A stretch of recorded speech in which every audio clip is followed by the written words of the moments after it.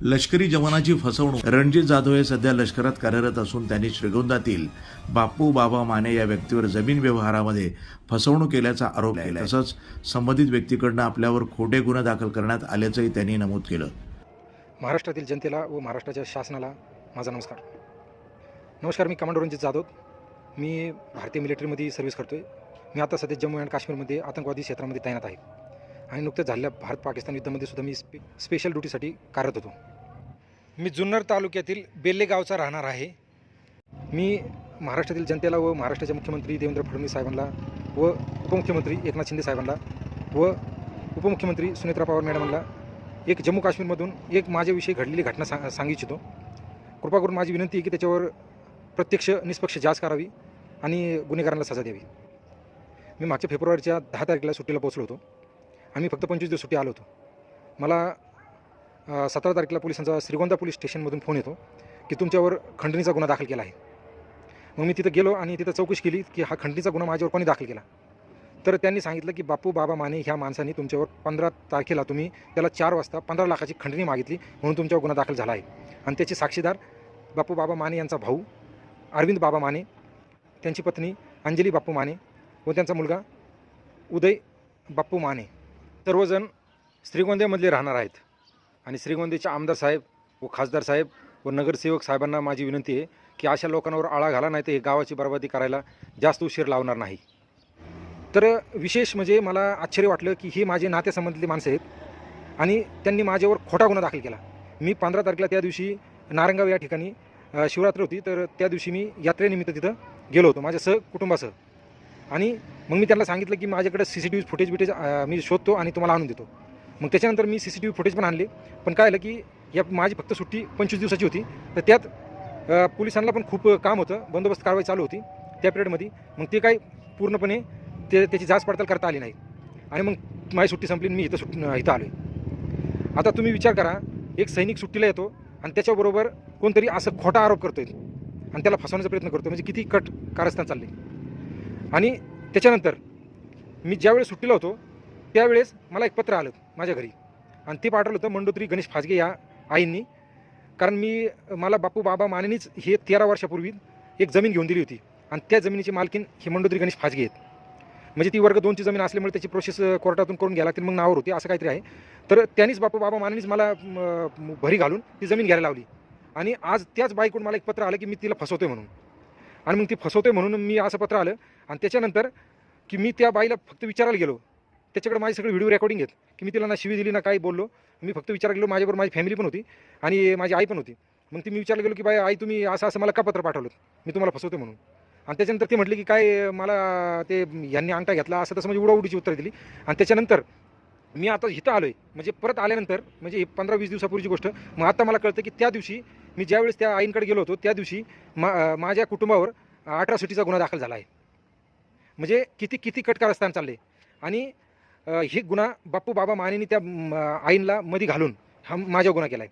आणि परत त्या जमिनीची 3 एकर क्षेत्र आहे, तर ह्या आईंचं 1.5 एकर क्षेत्र होतं आणि अजून 1.5 एकर क्षेत्रात छाया लक्ष्मण निक्षे हे धायरी पुणे येथे राहतात व शेवंता संभाजी फाजगे, तारा राजू मांढरे, माया बाळू पटळे हे दत्तनगर पुणे येथे राहतात.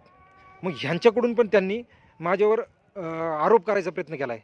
कोणी बापू बाबा मानेनी ह्यांच्याकडूनच क्षेत्र मला 13 वर्षापूर्वी घेऊन दिलं आणि आता ह्यांनाच ते मध्ये घालून माझ्यावर आरोप करायचा प्रयत्न करायला लागलेत. मग माझं महाराष्ट्राच्या मुख्यमंत्री साहेबांना सांगू इच्छितो की आम्ही सैनिक आहेत आणि सुट्टीला आल्यानंतर जर असं कारवाई आमच्याबरोबर होत असेल तर मग त्याचा काय उपयोग आहे. मग साहेब तुम्हाला मी एक सांगू इच्छितो की आम्ही देशाचं रक्षण करण्याची जबाबदारी आमच्यावर आहे, तर आमच्या घराचे रक्षण करण्याची जबाबदारी पण तुमच्यावर आहे. म्हणजे आता हे कारस्थान एवढं करण्याचं कारण काय, त्यांनी मी सुट्टीला येताच त्यांनी माझ्यावर 15 लाखाचा खंडणीचा दावा केला आणि त्याच्यानंतर त्यांनी परत ह्या बाईंकडून मला बळच पत्र पाठवलं जेणेकरून मी त्यांच्यापर्यंत जावं. आणि त्यांच्यापर्यंत गेलो तर मला माझ्यावर माझ्या कुटुंबावर 18 गुन्हा दाखल केला आहे. बापू बाबा माने आणि ह्या 5 बायांनी मला एक पत्र लिहिले. त्या पत्रामध्ये ह्यांनी असा उल्लेख केलेला आहे की आपण भारताच्या म्हणजे दुश्मनांना उल्लेख करतो. म्हणजे त्यांनी मला दहशतवादी असं म्हटलेलं आहे. मग तुम्ही विचार करा, मी भारताचा सैनिक असून मला ते माझ्यावर आरोप करायला लागले की हा दहशतवादी आहे. तर मी मुख्यमंत्री साहेबांना सांगू इच्छितो की एक सैनिकांना अशा तुच्छ शब्दामध्ये उल्लेख केल्याबद्दल त्यांच्यावर गुन्हा दाखल करावे ही विनंती. आता ह्या गोष्टी होण्याचं कारण काय की बापू बाबा माने हा माझ्या नातेसंबंधातला व्यक्ती आहे, हा माझा मामा लागतो. तर पहिलं आमचं नातं व्यवस्थित होतं, त्यावेळेस मी क्षेत्र घेतलं होतं. पण मध्ये काय झालं की ह्यांनी आमच्याच घरामध्ये म्हणजे ह्याच्या सख्या भाच्याच्या बायकोबरोबर ह्यांनी लैंगिक अत्याचार केला. म्हणजे किती दुर्दैवपूर्ण घटना आहे की कुणी आपल्या भाचीची बायको ही आपली मुलगी लागती आणि त्या मुलीबरोबर ह्यांनी लैंगिक अत्याचार केला आणि त्याचा सुखी संसार 15 वर्षाचा मोडला. मग असं केल्यानंतर त्याच्यासंग कोण चांगलं बोलणार आहेत? मग त्याच गोष्टीवरून माझं त्याचं थोडं कडवटपणा आला. मी त्याला बोललो की बाबा तू हे जे कृत्य करतो हे चांगलं कृत्य करतोय का? आणि त्याच गोष्टीवरून त्याला मी म्हणजे त्याचा माझा कडवटपणा आला. त्यावेळेस त्यांनी मला म्हणजे इतरांकडून त्यांच्याकडून फोन करून धमकी दिली की तो काय तुम्हाला सोडणार नाही, आता तो तुमचं वाट लावीन आणि तुम्हाला प्रत्येक गोष्टीत फसवेन. आणि तेच करायला लागलाय तो. म्हणजे त्यांनी लैंगिक अत्याचार पण घरामध्ये भाच्याच्या बायकोवर त्यांनी केला आणि त्याच्यानंतर त्याचा 15 वर्ष सुखी संसार मोडला. आणि त्याच्यानंतर परत मला त्यांनीच घेऊन दिलेली शेती 13 वर्षापूर्वी त्यांनीच कागदपत्र करून दिले, तो साक्षीदार. आणि त्यांनीच आता ह्या 5 बायांना मध्ये घालून माझ्यावर कारवाई करायला लागलाय आणि अट्रॉसिटीचे गुन्हे दाखल करायला लागलाय. परत 15 लाखाचे खंडणीचा दावा करायला लागलाय.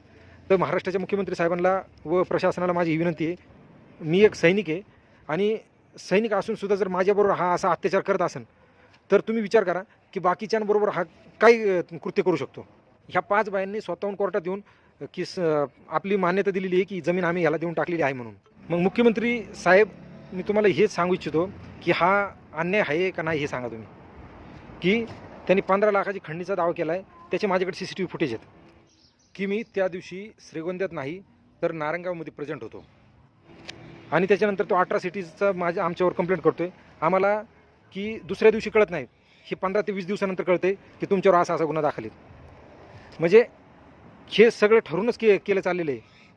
महाराष्ट्राच्या प्रशासनाला मी सांगू इच्छितो की बापू बाबा माने हा गुंडगिरीतला माणूस आहे व तिथे त्याच्याकडून माझ्या परिवाराला धोका आहे. त्यासाठी त्याच्यावर कडक कारवाई करावी. मला महाराष्ट्राच्या आणि भारताच्या न्यायव्यवस्थेवर पूर्ण विश्वास आहे. पण फक्त एवढंच आहे की मुख्यमंत्री साहेबांना माझी एक विनंती आहे की साहेब, मी एक भारताचा सैनिक आहे, मी एक तुम्हाला विनंती करतो आहे की ह्या सर्व गोष्टींचं निष्पक्ष जाच करा. निष्पक्ष जाच झाली का हा गुन्हेगार बरोबर गुन्हेगारीत सापडेल आणि त्याची त्याला सजा मिळेल. जय हिंद, जय महाराष्ट्र.